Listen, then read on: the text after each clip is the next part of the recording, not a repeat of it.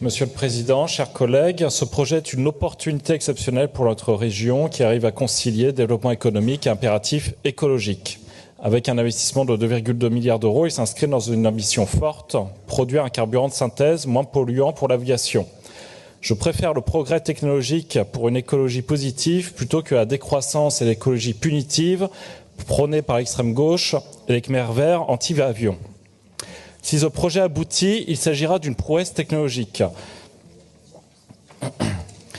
Lichen sera un levier de décarbonation, mais aussi un moteur économique pour le Limousin.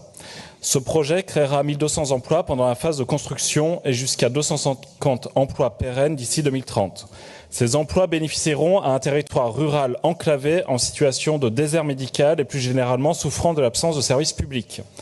Ce projet est un exemple de ce que le Rassemblement national prévoit une fois au pouvoir pour réindustrialiser la France en privilégiant nos territoires ruraux pour les redynamiser face à des métropoles qui absorbent les richesses et les services.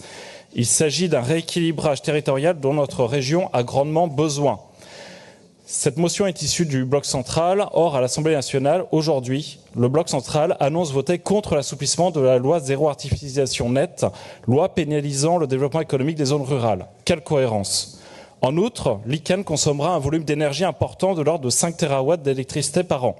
Le prix de l'électricité n'a cessé d'augmenter ces dernières années pour les ménages et les entreprises. Pourtant, grâce à notre parc nucléaire et nos barrages, nous avons un coût de production très faible, mais un coût de revente aux usagers très élevé, à cause des règles absurdes du marché européen de l'énergie qui nous fait payer le kilowattheure au prix de production européen le plus cher. Il est prévu dans notre programme de redressement économique de sortir de ces règles du marché européen de l'énergie pour retrouver un prix de l'électricité plus proche de nos faibles coûts de production et gagner en compétitivité pour nos entreprises. Hier soir, grâce à leur travail, les députés RN ont fait adopter un sous-amendement pour reprendre le contrôle des prix de l'électricité et donc créer un choc de compétitivité pour nos entreprises. Lors du vote, les députés LR ont déserté l'hémicycle pour ne pas avoir à voter la baisse du prix de l'électricité pour nos ménages et nos entreprises. Je pense que le porteur du projet sera heureux de connaître le courage de ses élus.